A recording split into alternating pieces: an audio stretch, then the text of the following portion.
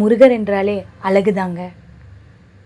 அப்படி அழகாக இருக்கிற முருகர் ராஜ அலங்காரத்தில் இருந்தால் எப்படி இருப்பார்? கொஞ்சம் நினச்சி பாருங்கங்க. இவர் தான் அந்த ராஜ அலங்காரம் கொண்ட முருகர். எப்படி இருக்காருன்னு கமெண்ட்டில் சொல்லிட்டு போங்க. இப்போ உங்கள் மனசில் என்ன ஓடிட்டுருக்குன்னு சொல்லட்டுங்களா?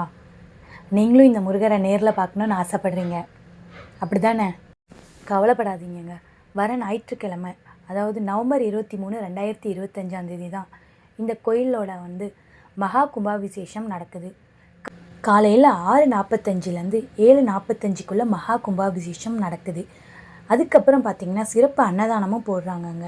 எல்லோரும் போய் அங்கே இருக்கிற ஆறுபட முருகரையும் பார்த்துட்டு நம்ம ராஜ அலங்காரமில் இருக்கிற ராஜ முருகரையும் பார்த்துட்டு வாங்கங்க.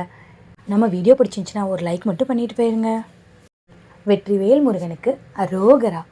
எல்லா புகழும் முருகனுக்கே.